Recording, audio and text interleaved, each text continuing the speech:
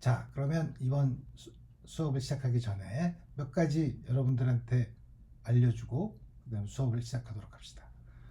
우선은 내가 이제 이렇게 혼자서만 수업을 하는 게 재미가 없고, 그 다음에 또 여러분들과 또 상호작용도 하고 싶고 해서 내가 새로운 코너를 만들려고 해요. 그 새로운 코너를 이름하여 하버드 박사와 고려대 교수를 괴롭히는 챌린지 코너.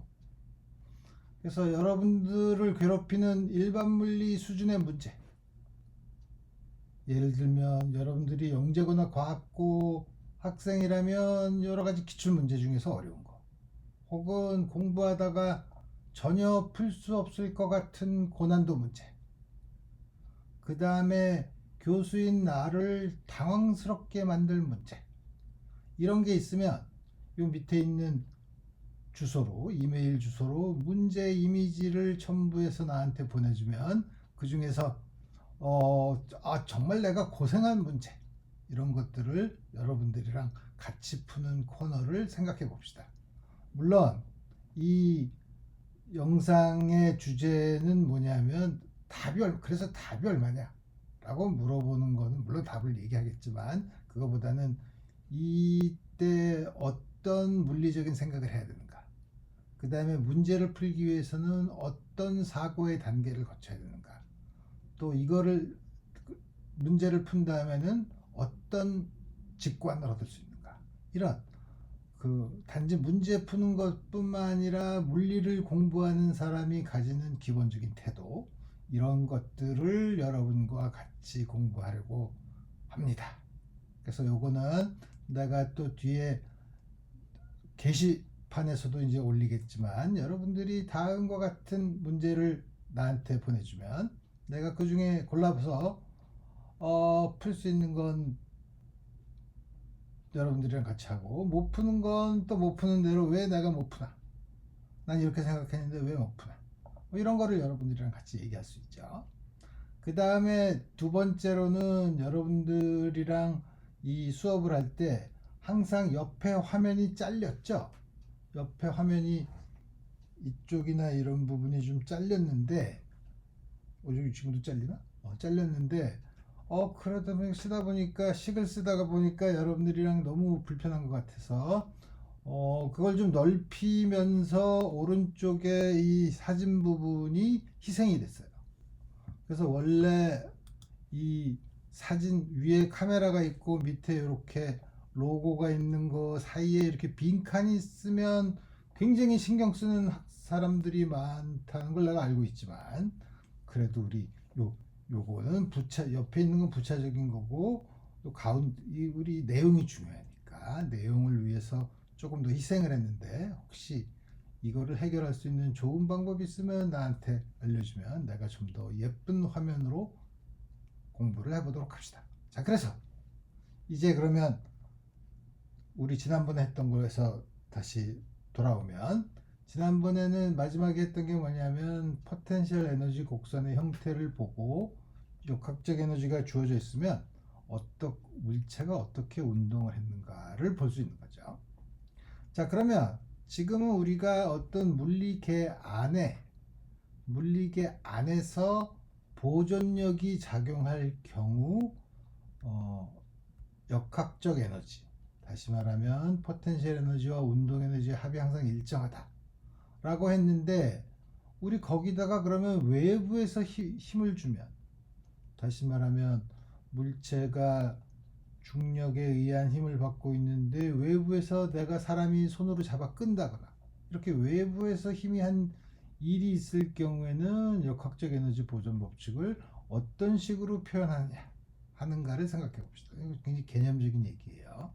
물론 거기에는 그러면 물리계를 어떻게 선택하느냐 하는 것도 굉장히, 우리가 어떤 물리계라고 하지만 물리계는 그러면 문제를 보면 물리계를 적당히 잘 유일하게 선택할 수 있습니까? 그렇진 않죠. 물리계는 여러분들이 제 마음대로 정할 수 있어요. 난 여기까지를 물리계로 할래, 이렇게 해도 괜찮아요. 근데 다만 그렇게 할 때 여러분들이 가지고 있는 역학적 에너지 보존이나 혹은 마찰 혹은 이런 여러 가지 등등을 생각하기 편하도록 물리계를 여러분 이게 한 물리 내가 생각하고 있는 물리계다 라고 생각하는 게 제일 중요한 거죠. 그래서 어쨌든 그래서 어떤 물리계가 있는데 이 안에 예를 들어서 마찰력이 없어서 보존력만 있는 경우, 외부에서 일을 해줘서 양의 일을 하는 경우, 음의 일을 하는 경우가 있겠죠. 그럴 경우에는 어떻게 되냐면 역학적 에너지의 변화는 만약에 외부에서 한 일이 없으면 당연히 이거는 변화가 없죠. 보존되니까. 근데 외부에서 일을 하면 일을 한 만큼 변한다는 거죠. 그래서 일이 양의 일이면 개의 역학적 에너지가 늘어나고 처음보다 음의 일이면 역학적 에너지가 감소하는 그런 경우죠. 그래서 우리 여기 볼링공이 저 중력의 영향을 받으면서 이렇게 올라가는 경우 여기에다가 외부에서 이렇게 일을 해준다고 하면 그럴 경우에는 다음과 같이 외부에서 한 일이 전체 역학적 에너지를 변화시킨다 이거예요. 지금 마찰력이 없는 경우인데 마찰력이 있는 경우는 작용한 지금 여기서 복잡하죠. 여기서 우리 보면 여기 있는 물체가 있는데 처음에 속도 v0로 움직이지만 외부에서 힘을 가해서 어떻게 되냐면 그러면 뭐 중력과 수직 항력이 있지만 그거는 일을 하지 않고 수직 방향이니까 그러니까 운동 마찰력이 작용해서 뭐냐면 다음과 같이 거리 d만큼 이동한 다음에 최종 속도가 v가 됐다. 이런 경우는 어떻게 되냐면 우리 전체 개를 이 표면 마찰이 있는 표면과 물체를 한 개로 생각하고 그다음에 이 힘이 작용하는 거를 외부에서 한 일이라고 생각하면 되죠. 그래서 그거를 볼 수 있는 방법이 여러 가지가 있지만 우리가 뉴턴의 법칙을 이용해서 생각할 수도 있어요. 뉴턴의 법칙은 작용하는 알짜 힘이 외부에서 가한 힘에서 마찰력을 뺀 게 질량 m인 물체가 가속도 a를 갖는다. 그래서 처음 속도와 마지막 속도를 알고 간 거리를 알면 다음과 같은 관계를 가지니까 우리 그럼 이걸 어떻게 하냐면 어떻게 하는 거야? 맨 윗식에다가 D를 곱하고 오른쪽으로 이걸 넘기면 MAD죠.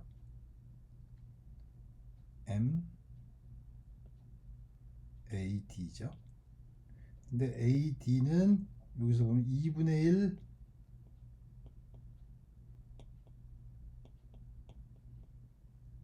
MV제곱 빼기 2분의 1 MV0제곱. 따라서 여기는 요 결과를 얻게 되죠. 그래서 이건 수식을 나열한 거지만 이거를 우리가 아까 봤던 외부에서 한 일이 있는 경우를 보면 왼쪽이 외부에서 한 일. 지금 여기서는 수평 방향으로 움직였으니까 중력의 포텐셜 에너지의 변화는 없지만 운동 에너지의 변화, 그 다음에 마찰력이 안 돼요. 다음과 같이 주어지죠. 물론 우리가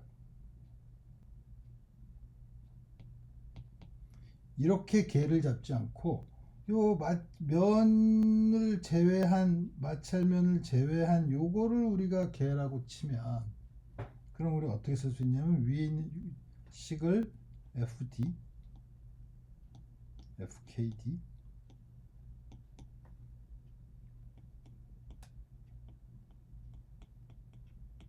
MV0죠.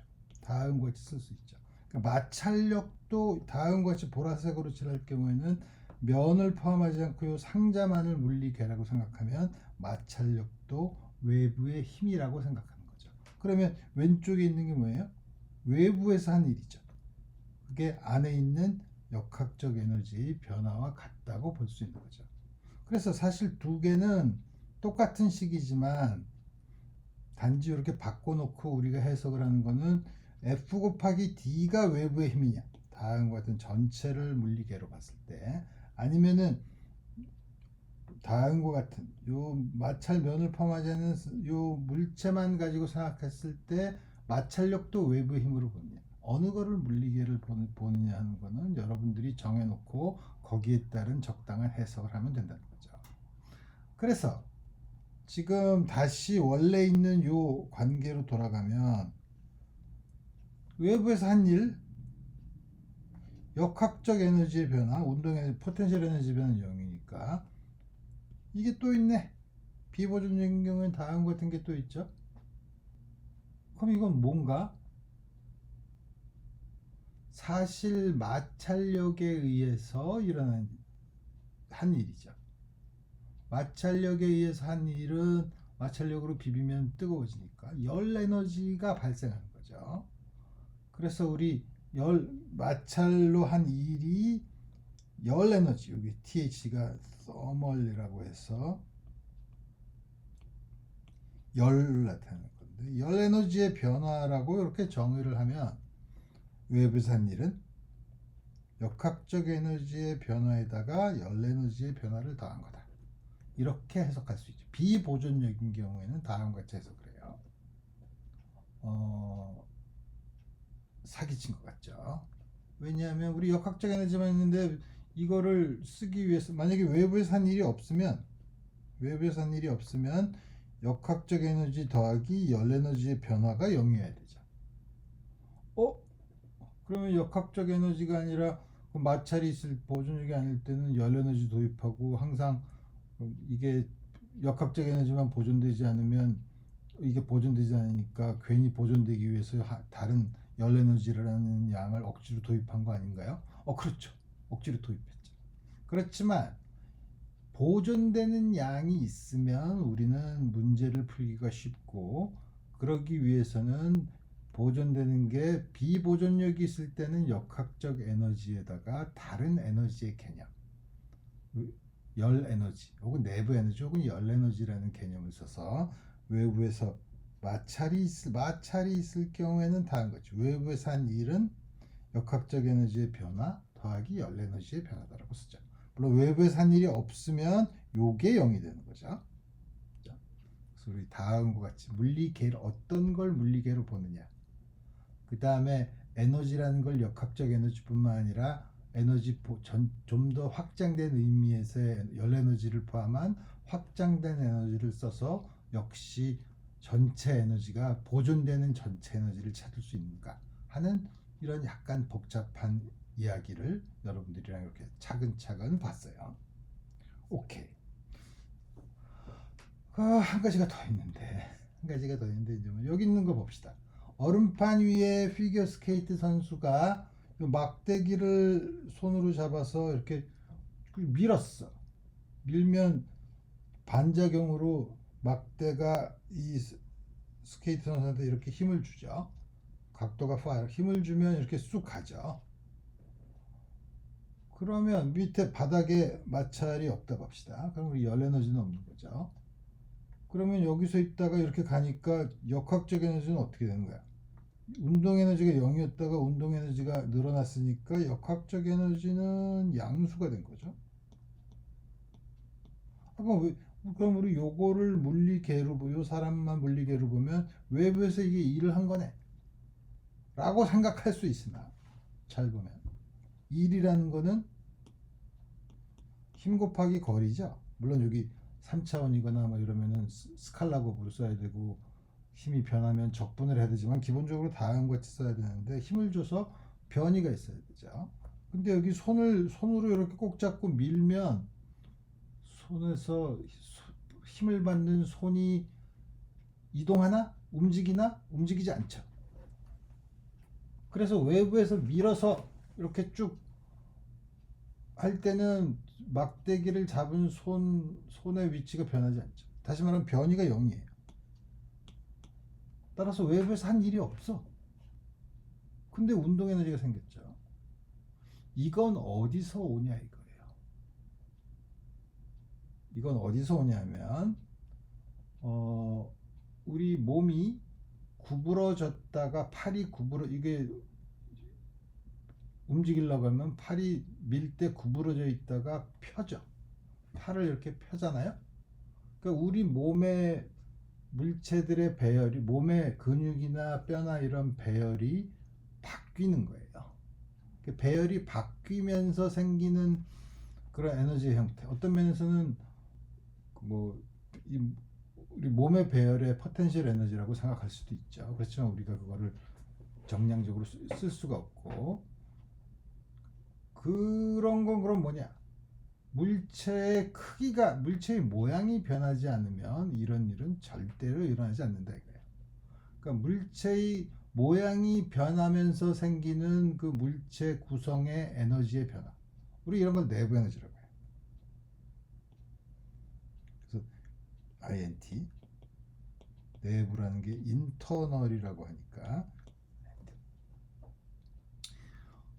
이것도 포함을 해야 되죠. 이런 경우는 그럼 어떻게 되냐? 이런 형태, 모양이 바뀔 때 생기는 에너지의 변화. 궁극적으로는 그럼 모양이 바뀔 때 생기는 에너지는 결국 어디서 왔냐? 모양을 바꾸려면 우리가 힘들어서 일을 해야 될 거 아니에요? 여러분들이 걸어다니면서 일을 안 하죠. 왜냐하면 바닥이, 물론 미끄러지면 그렇지만 바닥이 신발이 닿았을 때 신발에다 이렇게 밀어서 가는 힘은 신발바닥이 움직이지 않으면 일을 하지 않죠. 그렇지만 어떻게 돼요? 오래 걸으면 배고프잖아요. 배고프죠. 그래서 뭐냐면 기본적으로 우리가 음식으로 혹은 뭐 태양 전지, 뭐 자동차 같은 경우에는 휘발유, 이런 에너지원, 화학 에너지 이런 걸 써서 내부 에너지를 공급하는, 우리 그런 경우가 되는 거죠.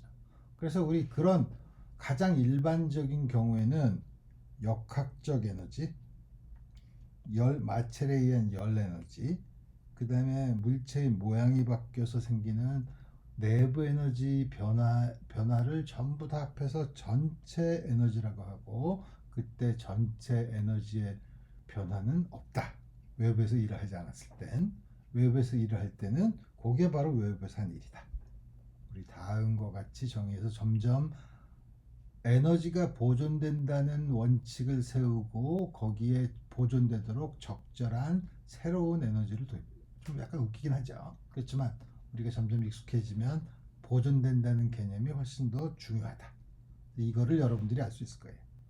오케이.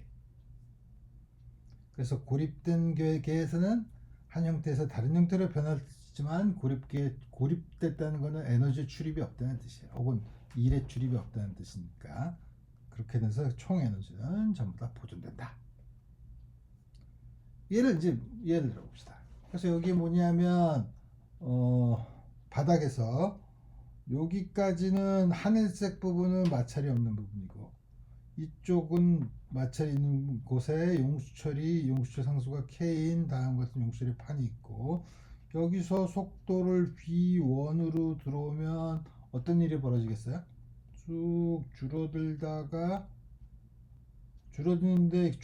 속도가 줄어드는 이유는 용수철이 자꾸 이렇게 오지 못하게 미는 힘도 있고 마찰에 의해서 생기는 열 에너지 손실도 있죠. 그래서 우리 전체를 물리계로 보면 역학적 에너지, 물리계의 전체 역학적 에너지와 열 에너지의 변화를 합하면, 이거 외부가 없으니까, 외부에서 한 일이 없으니까 0이 돼야 되는 거죠.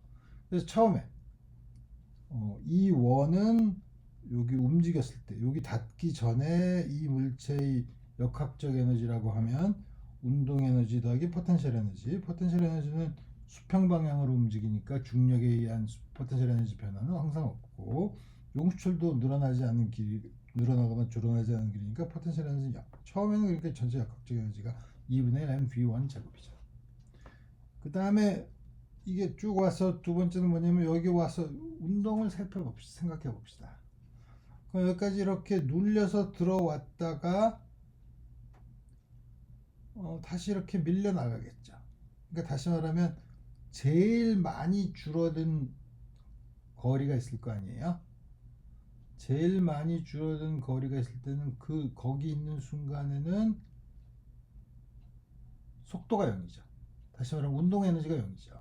그래서 그 순간 제일 많이 줄어들었을 때 속도 운동 에너지는 0. 그때 줄어든 길이를 D라고 하면 용수철의 포텐셜 에너지가 2분의 1 KD 제곱이죠. 그 다음에 그때 열 에너지의 변화는 마찰력에 의한, 그래서 D만큼, 마찰력도 이렇게 좋네. 그래서 우리 이걸 다 계산을 하면 E2는 원래는 전체 에너지가 보존되니까 처음 에너지는, 전체 에너지는 E2 더하기 열 에너지의 변화. 다음과 같이 써서 우리 계산할 수 있는 거죠. 뭐 이거 푸는 거는 뭐 여러분들이 2차식을 풀지만 기본적인 개념은 여기서 그래서 E1이 뭐야? 2분의 1 mv1 제곱 플러스 이거는 2분의 1 kd 제곱 d1 d 제곱 플러스 ft d에 대한 2차 방정식이죠. 그러니까 요거를 여기는 숫자를 다 대입해 주면 다음과 같은 식이 나오는데 2차 방정식에서 근이 두 개죠. 2차 방정식은 근을 봐서 D가 양수인 걸 골라야죠. 근데 이게 보면 2a분의 그러니까 만분의 마이너스 b 플러스 마이너스 스퀘어 루트 b 제곱 플러스 4배의 16 곱하기 5000이면 요 안에 있는 게 15보다 크니까 여기에 플러스 부호를 골라야 되는 거죠. 다한 거죠. 물론 이 문제는 좀 더 복잡해요. 왜냐하면 와서 다시 밀려나갈 수도 있고 거기서 그냥 정지할 수도 있죠. 그렇지만 우리 제일 줄어든 길이는 어느 경우나 우리 생각할 수 있는 거죠. 자, 우리 오늘은 전 에너지 보존에 대해서 시간을 많이 썼지만 우리 이거를 이용해서 많은 예제를 풀어보도록 합시다. 오늘 여기까지 하겠어요.